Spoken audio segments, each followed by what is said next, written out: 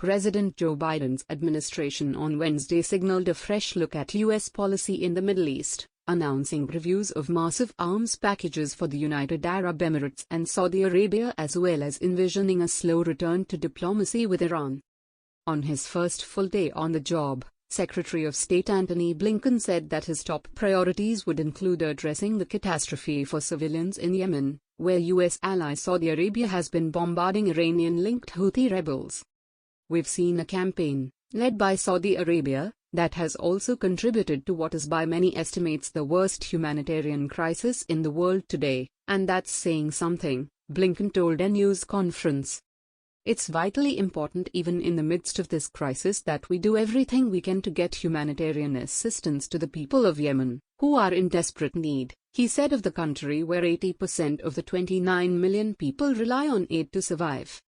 The State Department said it was temporarily pausing sales authorized by former President Donald Trump, including munitions to Saudi Arabia and a $23 billion package of cutting-edge F-35 jets to the United Arab Emirates. Blinken said that a review was routine for any new administration to ensure that a sale advances our strategic objectives.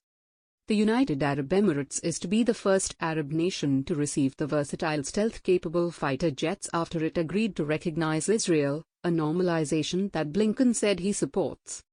Youssef Al-Otaiba, the UAE ambassador to Washington, said it had anticipated the review and defended the package as a strong deterrent to aggression, a veiled reference to Iran.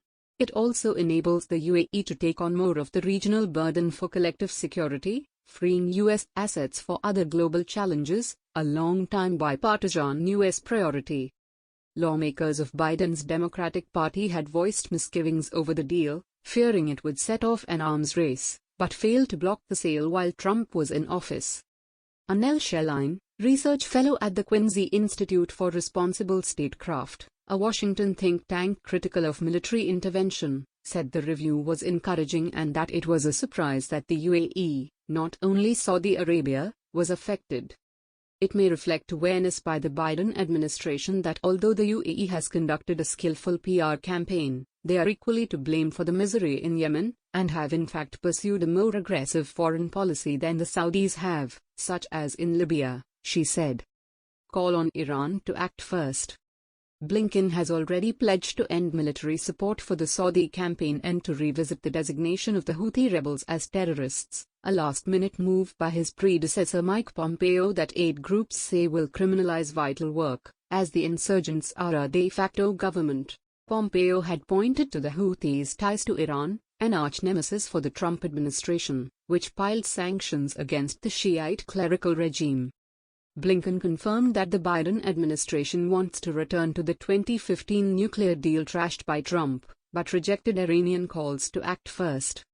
Iran is out of compliance on a number of fronts, and it would take some time, should it make the decision to do so, for it to come back into compliance, and time for us then to assess whether it was meeting its obligations, Blinken said. "We're not there yet, to say the least."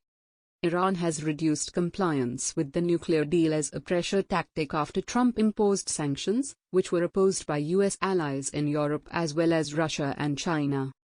Iranian officials fear that the United States, where Trump's Republican Party, narrowly in the minority in Congress, remains adamantly opposed to the nuclear deal, will not fulfill sanctions relief even if Tehran goes ahead.